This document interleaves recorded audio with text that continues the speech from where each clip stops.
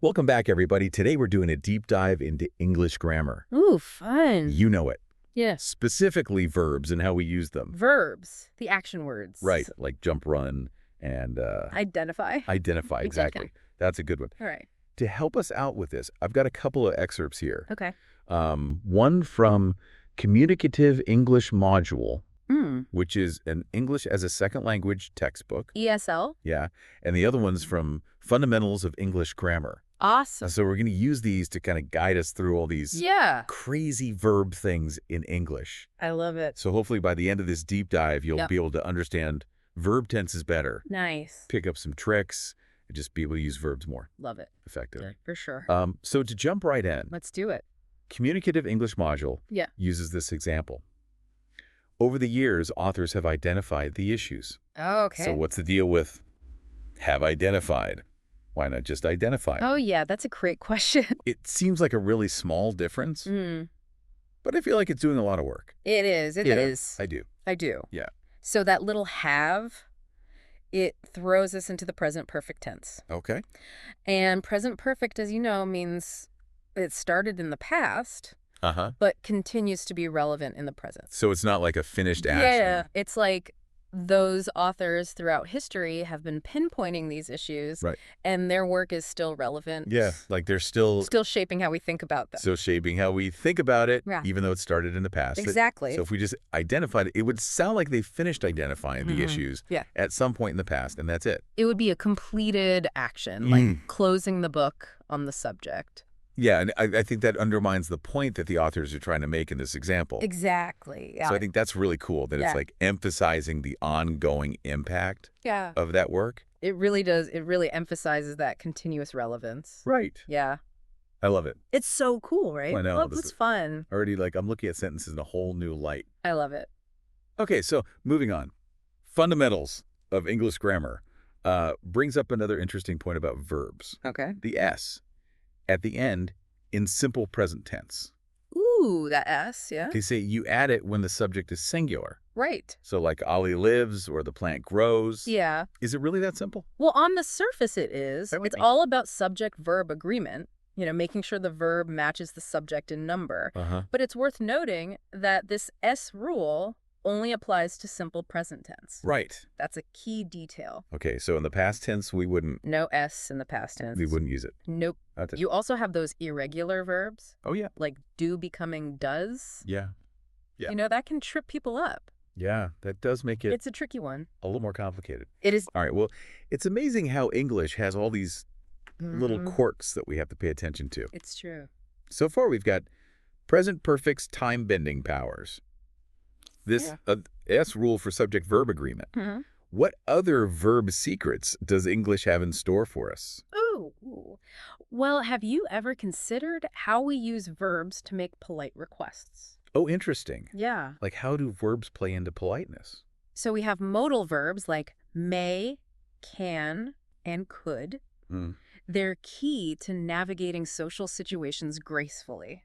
So I guess what you're saying is it's more than just saying please and thank you. Right, yeah. But we're actually using different verbs. Exactly. To signal different levels of formality. Yes. It's like a secret code of politeness. A secret code. I love it. I never thought about it that way, but that's really interesting. It is interesting. So think about the difference between like asking your boss, may I leave early today? Right. Versus asking a friend, can I crash at your place tonight? The modal verb you choose kind of reflects your relationship with the person. Absolutely. And like the level of formality. Yeah, it's all about context. Right. Yeah. Yeah, so I'm guessing then may I is the most formal. It is considered the most formal. Okay. Traditionally. And then can I is more casual. Yeah. Yeah. And then what about could I?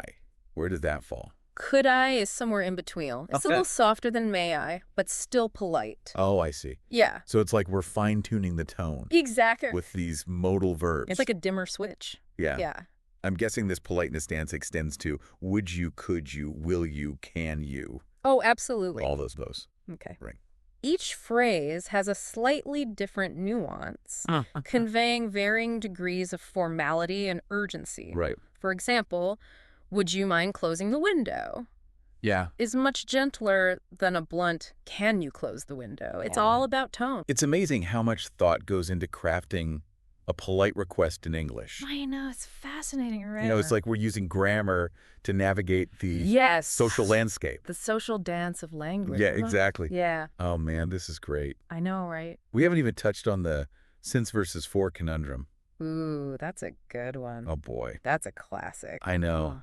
Oh, I know. Those two little words. Yeah. That often cause confusion. It's true. Especially when they show up with the present perfect tense. They love to hang out with the present perfect. I'm ready to tackle this grammar beast. Okay, let's do it. Okay. So remember, both since and for are used with the present perfect to talk about actions that started in the past and continue to the present.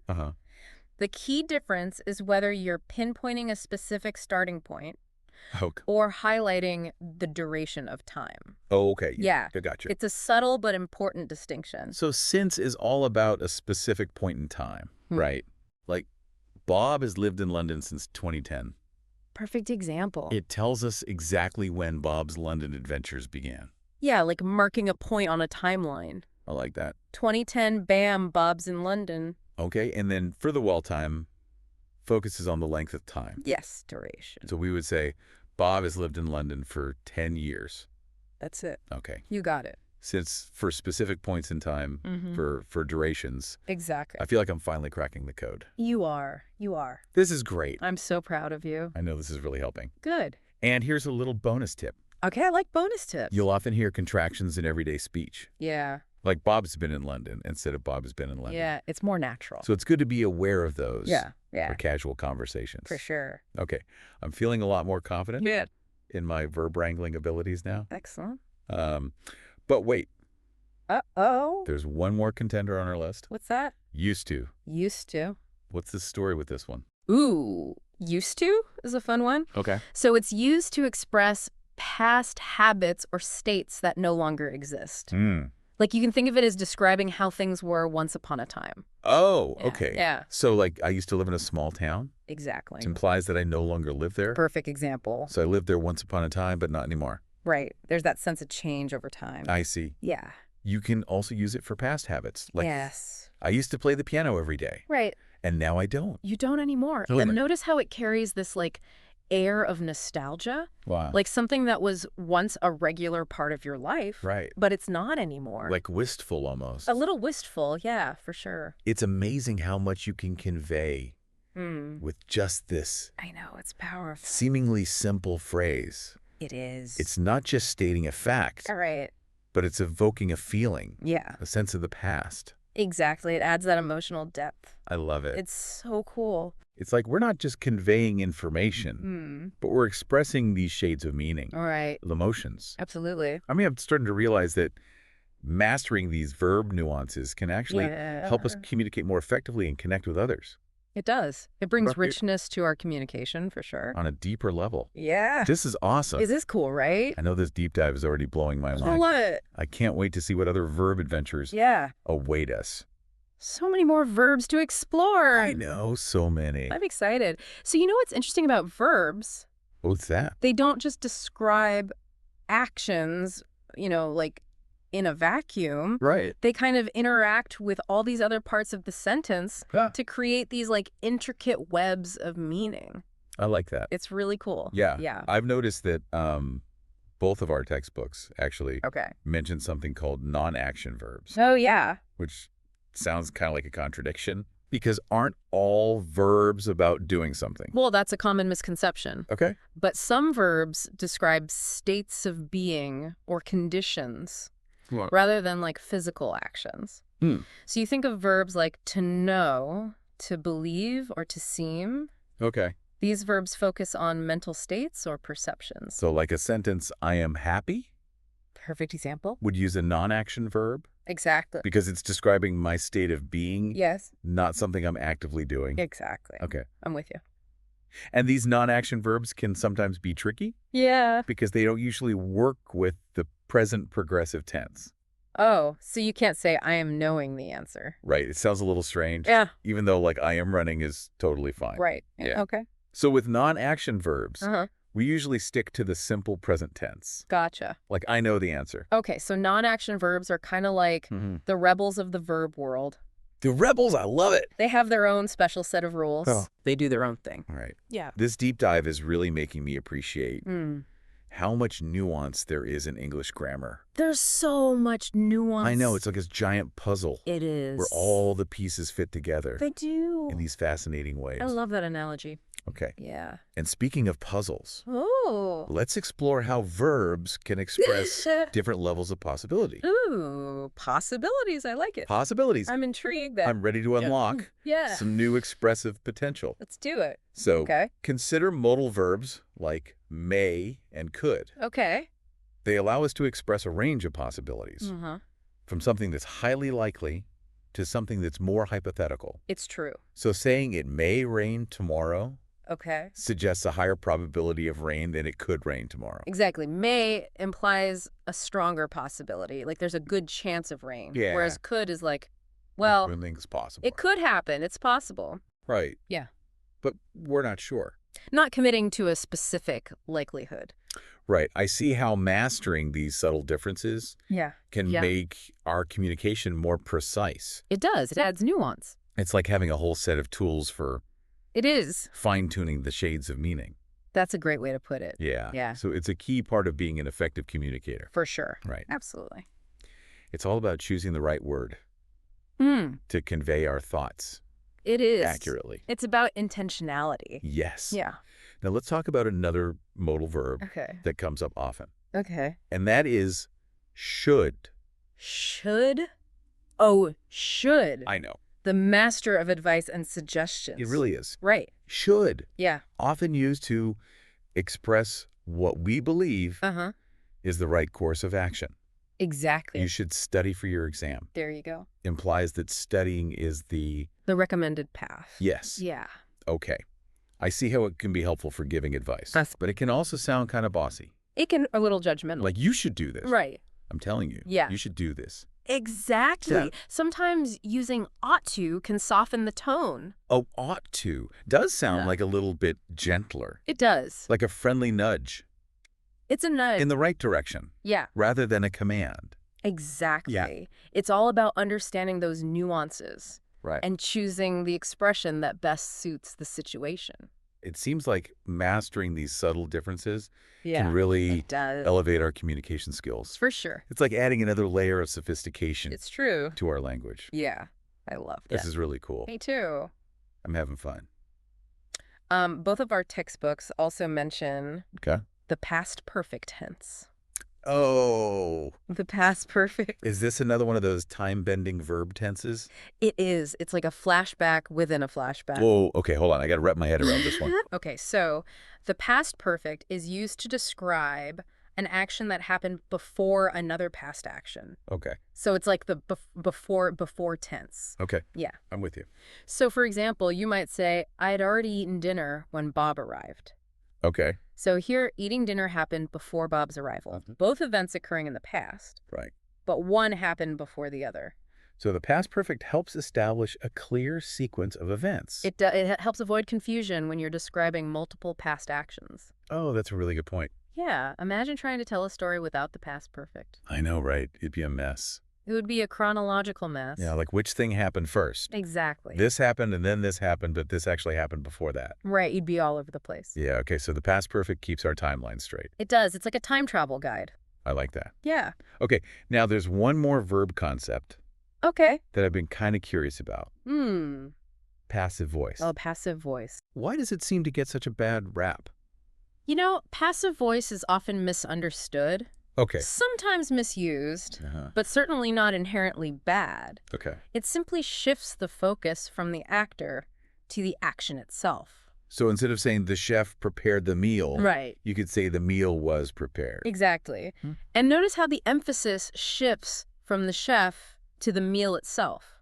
Right. Yeah, so passive voice is useful when the action is more important than the actor, or when the actor is unknown. Okay, so it's less about who did it, right, and more about what was done. Exactly. Think about like scientific reports, where the focus is on the experiment, not the scientist. I see. Or news reports where the event takes center stage. Right, because it's about what happened. It's about the facts. Not who did it. Exactly. Okay, so the passive voice has its time and place. It does. It's not about avoiding it altogether, Right. but using it strategically to achieve a specific effect. I love it. This is making me rethink my whole approach to grammar.